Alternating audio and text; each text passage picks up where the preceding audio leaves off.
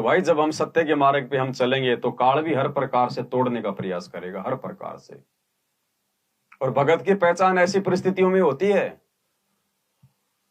भक्ति भाव भादो नदी सबे चले गहराए, सरिता सोई जानिए जो जेठ मास ठहराए। ऐसे क्या पता चलेगा? आ रहे हैं, जा रहे हैं, खा रहे हैं, पी रहे हैं, जब सामने ऐसे कोई परिस्थिति पैदा होगी तब पता चलेगा ये कितना ज्ञानवान है, इसको कितना अपने गुरु भगवान पे जो है इसको विश्वास है, उस समय पता चलेगा। अब 2022 में हम सत्सेवकों की छटनियां हुई, सबको पता है। जो आंधी की तरह आए थे वो तूफान की तरह भाग गए। और किस बात पे हुई परीक्षा? दास ने एक शब्द बोल दिया था कि भाई ये जो मंत्र है ये खिलौना है,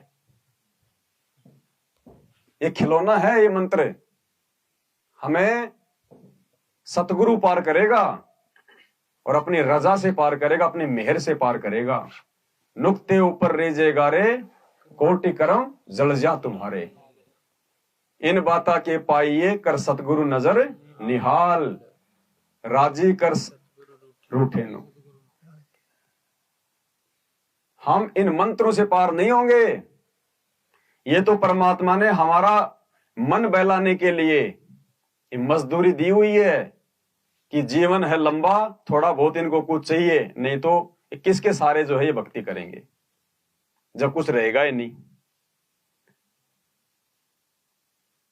बाकी तो परमेश्वर कहते हैं तुम कर दो पल में पार हो जा रजा तेरी, उसकी रजा से पार होंगे हम। भक्ति भी जरूरी है लेकिन पार हम उसकी रजा से होंगी। ये मंत्र तो परमात्मा ने हमारे को ये मन बहलाने के लिए दिए हुए हैं। इसलिए दास ने कहा था कि खिलौना है ये मंत्र तो। और इस बात से जो मेरे साथ में रहा करते थे वो पहले मेरे से राग द्वेष ईर्ष्या रखा करते थे। नीचे गिराने का मेरे को कोई जो है वो बहाना वो लोग ढूंढते रहते थे। पता नहीं ऑटोमेटिक क्यों उनके अंदर इतनी ईर्ष्या भरी हुई थी मेरे प्रति, जबकि मैंने तो उनका भला ही किया था हमेशा। और संगत में नीचे नीचे उन्होंने एक भ्रमणा सी कि देखो ये गुरु जी के मंत्रों को खिलौना कह रहा है, गुरु जी के मंत्रों को खिलौना कह रहा है। और अगर मैं उस समय ये कह देता कि गुरु जी भी खिलौना है, तब अगर मैं ये कह दूं कि भाई मतलब कि भगवान ही एक खिलौना है, मंत्र तो छोड़ो, भगवान भी क्या है? खिलौना, तो पता नहीं ये क्या कर देते। भाई भगवान बड़ा को उसका मंत्र बड़ा? भगवान बड़ा होता है या उसका मंत्र बड़ा होता है? क्योंकि मंत्र देने वाला भगवान है ना। मंत्र पहले आया था, वो भगवान पहले आया था, तो भगवान बड़ा हुआ। और मैं ये कह दूं कि भाई भगवान भी एक खिलौना है तो,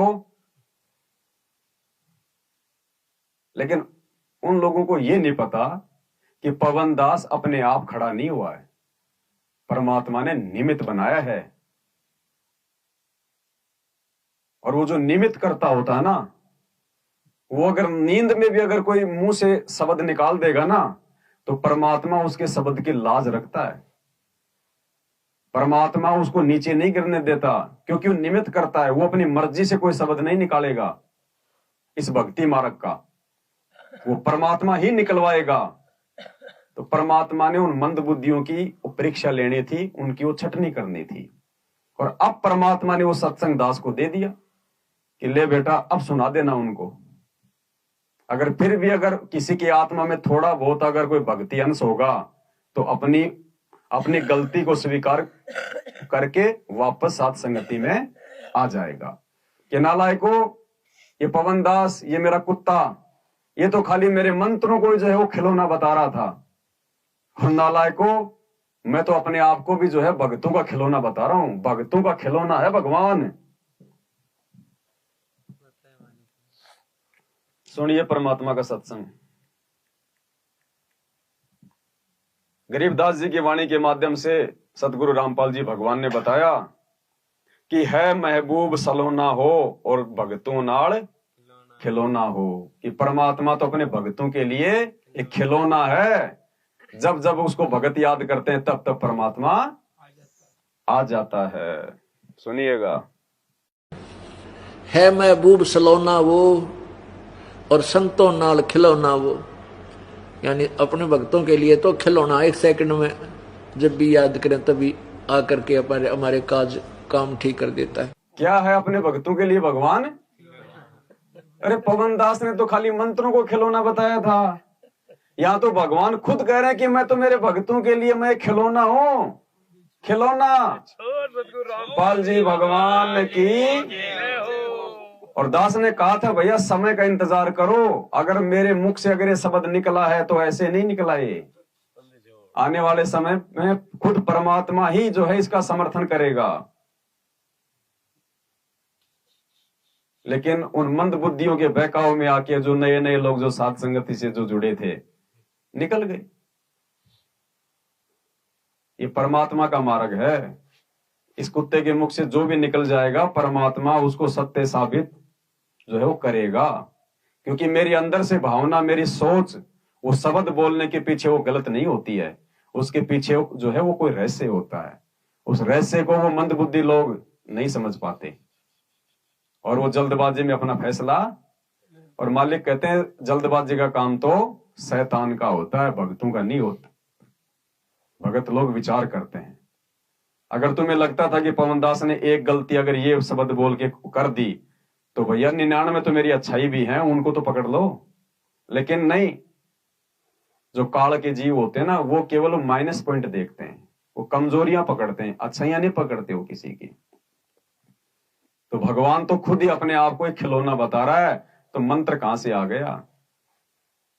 और फिर मालिक कह रहे हैं कि जब भगत जब अपने परमात्मा को याद करेंगे तो वो जब चाहे उनके पास में। तो भगवान को याद हम कैसे करेंगे? मंत्रों से, भक्ति से। तो वो खिलौना हुए कि नहीं हुए?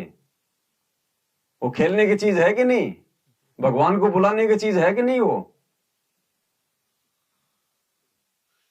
फिर सुनिए, है महबूब सलोना वो और संतों नाल खिलौना वो, यानी अपने भक्तों के लिए तो खिलौना, एक सेकंड में जब भी याद करें तभी आकर के हमारे काम ठीक कर देता है। बताओ अब कौन से बिल में घुसेंगे वो? लेकिन उनकी बुद्धि ऑफ है। वो भगवान के मुंह से सुनने के बाद भी उनको यकीन नहीं होगा, उनकी बुद्धि ऑफ है। तो परमात्मा इस दास के मुख से साथ संगति में बैठा के जो भी बुलवाएंगे वो एक दिन सत्य साबित होगा, इसमें कोई दो राय नहीं है। तो वही ये परमात्मा का मार्ग है, साथ संगति। और सभी भाई बहन इसी प्रकार से प्यार प्रेम से साथ संगतियों में आप जुड़े रहिएगा।